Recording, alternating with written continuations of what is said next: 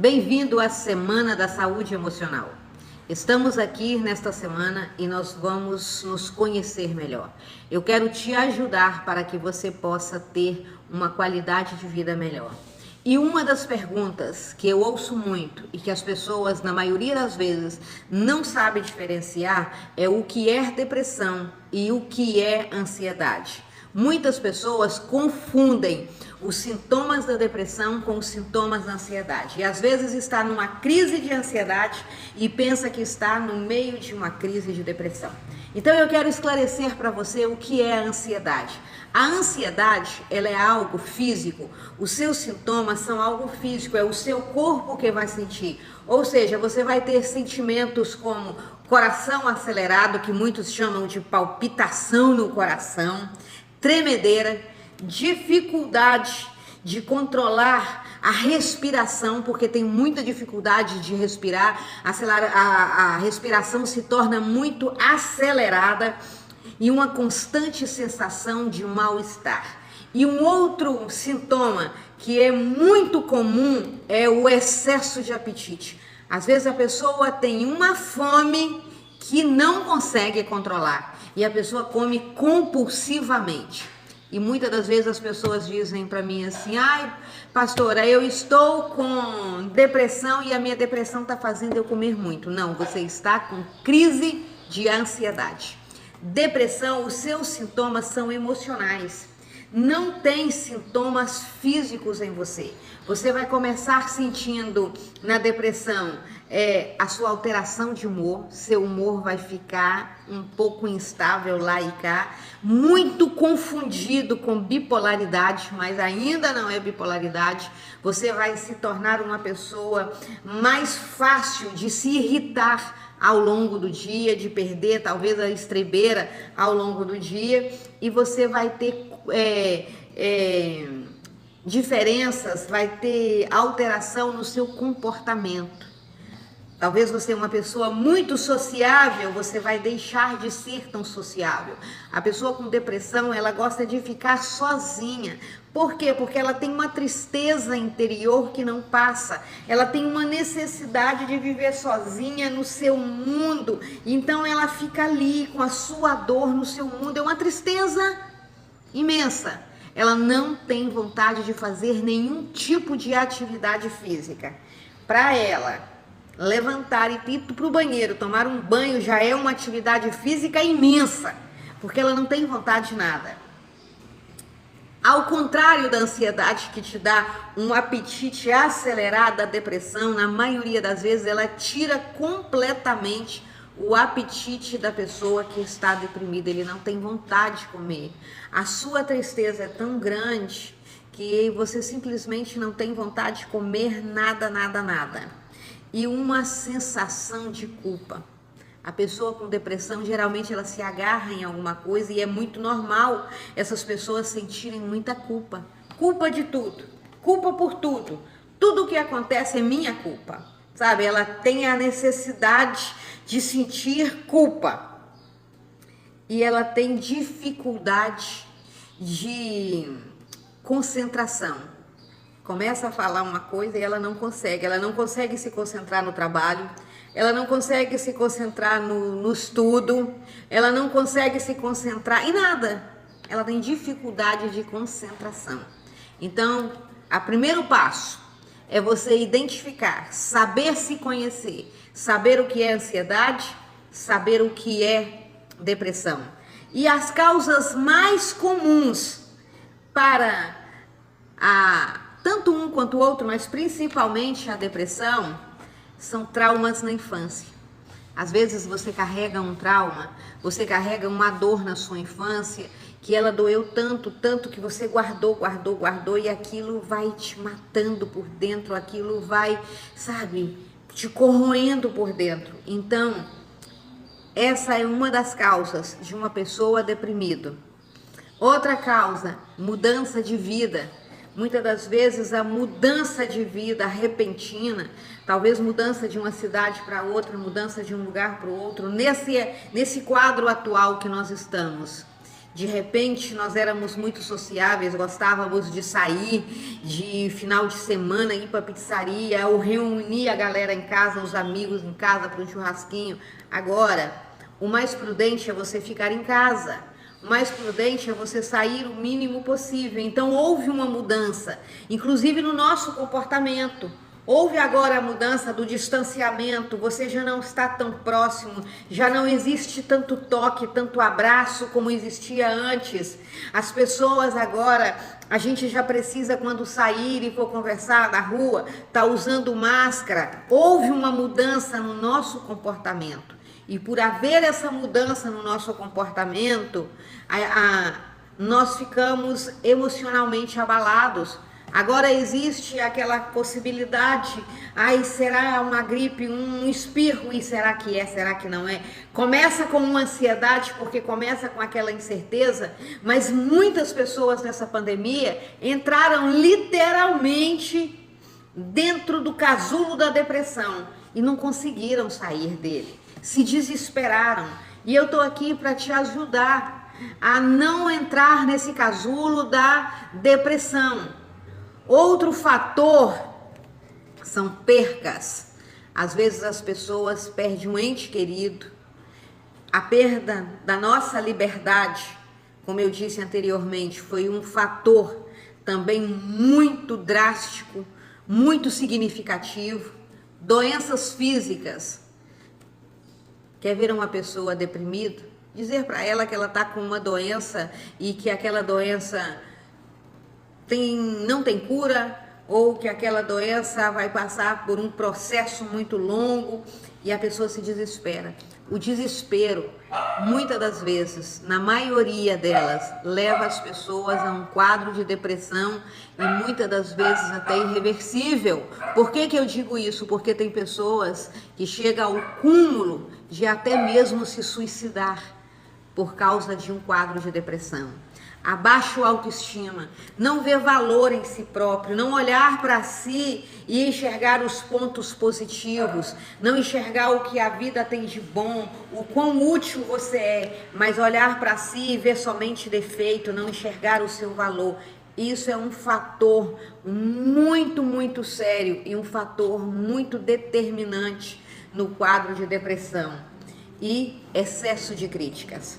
E eu quero dizer aqui para você, abrir um parênteses para dizer para você, não dê ouvido às críticas. Críticas é críticas, não importa se ela está sendo falada de uma forma construtiva ou destrutiva. Porque isso você tem que ter inteligência emocional, maturidade emocional para que você possa decidir o que a crítica vai ser na sua vida. Mas tem pessoas que passam tanto tempo dando ouvido ao que a outra pessoa está dizendo, ouvindo e se guiando pelas críticas, que o excesso de crítica pode muito bem destruir a vida de uma pessoa. Então eu digo para você que está me ouvindo nessa hora, a primeira coisa que você vai fazer na sua vida, você vai desligar o botão das críticas. Atenção às críticas.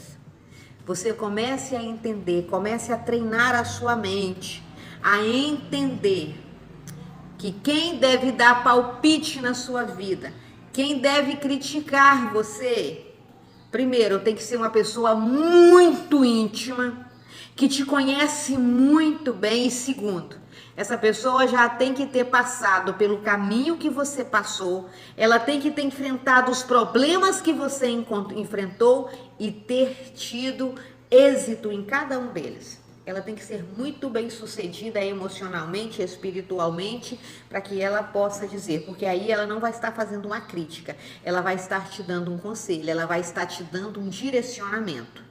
Entendeu? Primeiro ponto. Caso contrário, se não vai acrescentar na sua vida, deleta. Se não vai acrescentar, não vai te impulsionar, deleta imediatamente. Você precisa ser direcionado primeiramente pelo Espírito Santo de Deus. Você precisa se agarrar e estar firme na sua fé. A nossa fé, ela é fundamental para que nós possamos vencer qualquer problema na nossa vida. Se não fosse a minha fé, eu não conseguiria ter vencido todos os problemas que eu venci. Eu não conseguiria ter vencido a depressão. Eu entrei num quadro de depressão aos 17 anos de idade. E eu acreditava piamente em cada palavra que eu ouvia a minha vida inteira. Que eu não seria ninguém, que eu não era capaz, que eu não era boa o suficiente, que eu era uma sonhadora e que nada na minha vida iria dar certo, porque eu era uma sonhadora. Eu era aquele tipo de pessoa que sempre postergava, começava algo e parava no meio do caminho. Mas eu parava no meio do caminho porque eu dava ouvido às vozes que vinham de todos os lados. E eu dizia, realmente. Outra palavra que eu ouvia muito, isso não é para você.